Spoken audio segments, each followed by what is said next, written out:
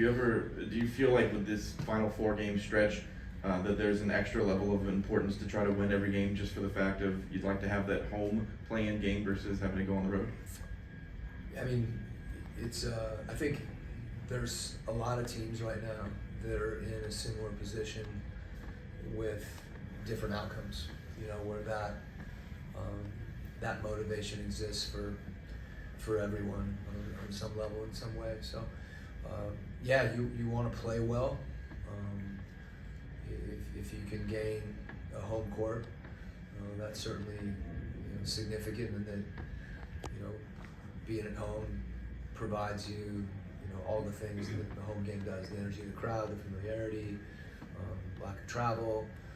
But I think the most important thing is to be playing well at the right time, whether you're on at home or on the road. So I think that's generally speaking too, if you play well, you've got a greater opportunity to win. So those things are conducive to one another. Coach, I wanted to ask about Jalen and his ability to adapt and take what the defense is giving him. What have you seen from him as far as that development over the course of the season as he's gained more confidence and gotten more experience? I think he's got when we say someone has a feel for the game, usually it can mean a lot of things. It's a little bit hard to define. For me, with him, he's able to make reads. You see that in his passing. Your ability, and when I say Jalen's able to make plays, I think he's learning to make those reads, to recognize that he's open, from the three-point line before he gets the ball, instead of to hesitate and then realize he's open and shoot.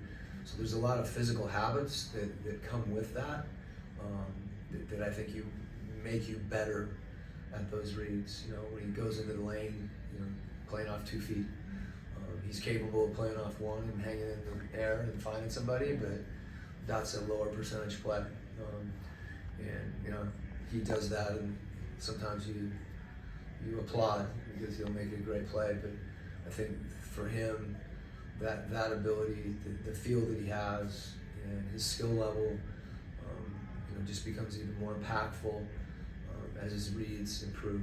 I thought that a couple games ago, when he had that triple-double here, that's what I saw. The game looked, he made the game easy by not necessarily being predetermined. Coach, in the first half of the season on a game day at home, it seems like you would have had a 10 a.m. shoot-around. It seems like in the second half of the season, it's all been like the 4 o'clock in the arena shoot-arounds. I was just wondering if there was... Where are you getting your information, by the way? Oh, yards and emails. Garrett. Okay. So I was just wondering if there's a change of philosophy on Or like Sith, second half of the season versus the first. What's that? Is there a change of philosophy on like overnight sleep versus nap sleep? I just wonder if there was something that went. No, I think all those things, usually there's a lot of factors that go into it. When you've got 8 healthy bodies, it's harder to get as much out of a shoot around. Certainly, back-to-back situations, it's more common.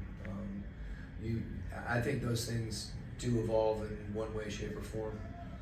We practiced yesterday, so if you do that, and, you're able to get preparation in at that point, and just balancing, whether it's physical, do you have your legs, emotional, psychological, all those things factor into it, and you just try not to be rigid with that. I know with a team that's learning that you're trying to develop habits, having opportunity for repetition is really good, and that's a personal feeling, but again, you don't want to be stubborn about that, where as a coach you're just checking a box. You want it to be productive. Could you have a timeline for Trey to get back into a game? I don't. I think they'll provide all the relevant information with that as it becomes available.